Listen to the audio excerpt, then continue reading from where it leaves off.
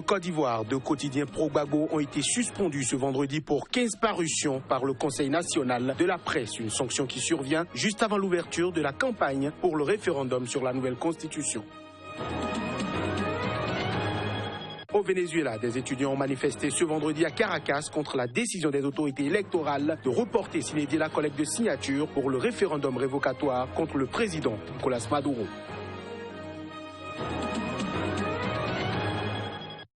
Voilà pour le sommaire de ce nouveau journal sur Sika. Mesdames, Messieurs, bonjour et bienvenue. Au Burkina Faso, le gouvernement affirme avoir déjoué une nouvelle tentative de coup d'État, un complot planifié par d'anciens membres de l'ex-garde prétorienne du président Blaise Compaoré après l'échec d'un précédent putsch. C'était en septembre 2015. Plus de détails à travers cet élément. Un groupe d'environ 30 hommes, composé de sous-officiers et de militaires du rang de l'ex-régiment de sécurité présidentielle, prévoyait un nouveau coup d'État au Burkina Faso. Selon le gouvernement burkinabé, ce coup d'État était programmé pour le 8 octobre dernier. Le groupement projetait d'attaquer plusieurs lieux du pays.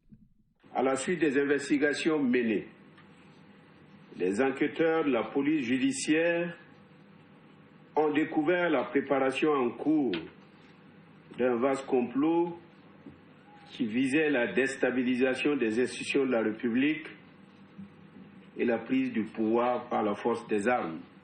Les objectifs de ce groupe d'environ 30 hommes, composés essentiellement de sous-officiers et de militaires de rang de l'ex-RSP étaient, premièrement, attaquer la caserne de la gendarmerie à Ouagadougou. Deuxièmement, attaquer la maison d'arrêt et de correction des armées Maka pour libérer les détenus. 10 soldats impliqués dans ce présumé complot ont été déférés au parquet militaire de Ouagadougou. Une vingtaine sont encore en garde à vue. En Côte d'Ivoire, 2 quotidiens pro-Gbagbo, La Voix originale et Aujourd'hui, ont été suspendus ce vendredi pour 15 parutions par le Conseil national de la presse, CNP. Cette sanction survient à la veille de l'ouverture, donc ce jour même, de la campagne pour le référendum sur la nouvelle constitution voulue par le président Alassane Dramane Ouattara. Le CNP, l'organe de régulation de la presse ivoirienne, décide de la suspension du quotidien Aujourd'hui, dont les écrits créent la confusion dans l'esprit des populations à travers de fausses informations. Selon un communiqué de son côté, La Voix originale a été sanctionnée pour avoir attribué à des personnes, notamment à Abdourahmane Sangaré, un frondeur du Front populaire ivoirien FPI, parti d'opposition, le titre de président intérimaire du FPI. La presse ivoirienne est réputée pour ses partis pris très marqués et son ton souvent virulent. Au Mali, la 12e session du comité de suivi de l'accord de paix s'est tenue ce jeudi à Bamako. L'installation des autorités intérimaires dans les régions situées au nord du pays, entre autres sujets abordés au cours de cette session. Le reportage est signé Halima Bentouré. La 12e session du comité de suivi de l'accord de paix se termine avec des avancées notables. Nous nous sommes retrouvés, ramenés dans une réelle application de l'accord de paix, en raison notamment des décisions majeures qui ont été prises en ce qui concerne la mise en place des autorités intérimaires. Sur les questions politiques et institutionnelles, le CSA a salué le décret de nomination des autorités intérimaires, un point qui crée des divergences au sein des groupes signataires de l'accord. Il y a quelques réglages très nécessaires pour avancer, qui sont nécessaires et qui auront lieu, qui se discuteront à l'intérieur des parties maliennes. Donc globalement, je peux dire que cette session a été quand même positive, en ce sens qu'elle a courageusement posé ses difficultés et tout le monde était d'accord qu'elles sont surmontables dans des délais très très courts afin de permettre la mise en place de ces autorités intérimaires. Pour ce qui est des questions sécuritaires, le comité a exhorté la coordination des mouvements arabes CMA à procéder au dépôt de la liste de ses membres devant siéger au sein du Conseil national pour la réforme du secteur de la sécurité. Cette session intervient au moment où les tensions règnent entre les groupes armés à Kidal.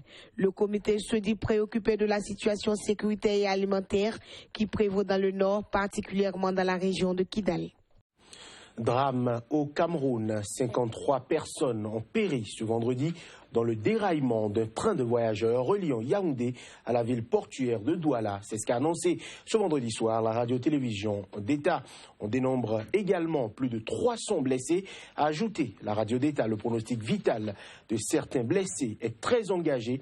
Les causes de l'accident ne sont pas encore élucidées. La société en charge du transport ferroviaire a quant à lui assuré que les équipes d'intervention et de sécurité étaient mobilisées. La route reliant le port de Douala à Yaoundé est l'une des plus importantes du pays par sa densité de trafic. Les échanges vers le Tchad et la Centrafrique transitent aussi par cet axe. Par ailleurs, cette route représente l'une des plus dangereuses du Cameroun en termes d'accidents.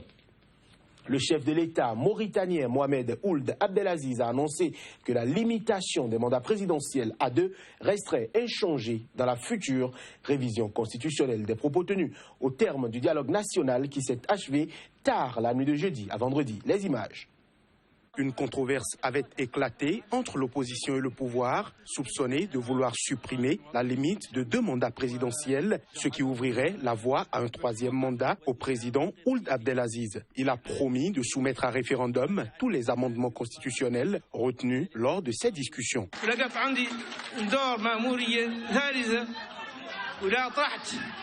Je ne demanderai jamais un 3e mandat. Notre constitution doit être au-dessus des querelles partisanes. Dans le même esprit, la limite d'âge du candidat à la présidentielle, fixée à 75 ans, sera maintenue pour contribuer notamment au renouvellement de la classe politique, a-t-il ajouté lors de la séance de clôture de ce dialogue lancé le 29 septembre. Les actes du dialogue, intitulés Accord politique, prévoient un référendum avant la fin de l'année et des élections municipales et législatives anticipées dont la date reste à fixer. Parmi ces autres décisions phares figure la suppression du Sénat qui serait remplacé par des conseils régionaux, la suppression de la Haute Cour de justice, du médiateur de la République et du Haut Conseil islamique. Personne ne peut prendre le peuple en otage, a averti le président à l'intention de sénateurs qui envisageraient de faire obstacle au test lorsqu'il passera devant le Parlement. Tout projet de révision constitutionnelle doit être approuvé par une majorité des 2/3 des députés et des sénateurs pour être soumis à référendum selon la Constitution. Et pendant ce temps, l'Afrique du Sud a mis à exécution sa menace en annonçant ce vendredi son retrait de la Cour pénale internationale. Ceci après la controverse qui a suivi l'an dernier son refus d'arrêter le président soudanais Omar El-Béchir, camouflé pour la justice internationale. Plus de précisions à travers cet élément. Une demande écrite de retrait du statut de Rome de la CPI a été envoyée au secrétaire général de l'ONU en accord avec l'article 127.1 du statut de Rome de la Cour pénale internationale. Le retrait prendra effet dans 1 an à compter de la date de réception. L'Afrique du Sud menaçait depuis plus d'1 an de dénoncer le traité de Rome instituant la Cour pénale internationale. Il pourrait devenir le tout premier pays au monde à la quitter. En 2015, l'Afrique du Sud s'était retrouvée au cœur d'une vive polémique à l'occasion de la visite à Johannesburg d'Omar El-Béchir pour un sommet de l'Union africaine. Les autorités sud-africaines avaient alors refusé d'arrêter le chef de l'État soudanais, recherché pour génocide, crimes contre l'humanité et crimes de guerre au Darfour, une région de l'ouest du Soudan en proie à une guerre civile depuis plus de 10 ans. Et c'est précisément cette affaire qui a justifié la décision de Pretoria de se retirer de la Cour pénale internationale. L'incertitude légale continue d'empêcher notre pays d'organiser certaines activités, comme d'accueillir certains leaders étrangers dans le cadre de processus de résolution de conflits. C'est dans ce contexte que nous avons dû faire un choix difficile qui nous a pris un certain temps. Entrée en fonction depuis 2003, la Cour pénale internationale est le premier tribunal international permanent chargé de poursuivre les auteurs présumés de génocide, crimes contre l'humanité et crimes de guerre. 9 des 10 enquêtes lancées par les magistrats de la haie visent actuellement des pays africains. L'Union africaine a vivement dénoncé cette priorité, la qualifiant de sorte de chasse raciale. Au Bénin, la dernière décision issue du Conseil des ministres continue de susciter des remous. Le ministre du Cadre de vie et du Développement durable est monté pour apporter des clarifications et apaiser les présumés propriétaires et acquéreurs des zones concernées. Le ministre est également revenu sur la mesure de suspension de l'exploitation des produits forestiers au Bénin. Nous écoutons un extrait de ses propos. Ces cessions frauduleuses du patrimoine immobilier de l'État ont créé par ailleurs un important manque à gagner auquel il convient de mettre fin définitivement. Pour ce faire, un nouveau référentiel des prix de cession est disponible puisque le gouvernement l'a adopté cette année et les nouvelles transactions peuvent désormais se faire sur cette base-là. Ce manque à gagner, disais-je, accumulé sur plusieurs années, représente d'importantes ressources financières qui auraient pu être mises à contribution pour améliorer substantiellement les conditions de vie des populations urbaines et rurales de notre pays à travers la fourniture de services sociaux de base, eau, assainissement, énergie et la mise en place d'infrastructures socio-communautaires essentielles, éducation, santé, sécurité sociale.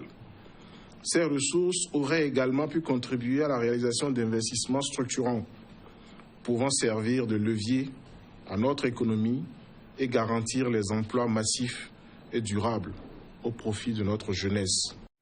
Je l'annonçais en titre, au Venezuela, des étudiants ont manifesté ce vendredi à Caracas. Cette manifestation fait suite à la décision des autorités électorales de reporter sine die ce jeudi la collecte de signatures prévue la semaine prochaine, nécessaire pour organiser un référendum révocatoire contre le président Nicolás Maduro.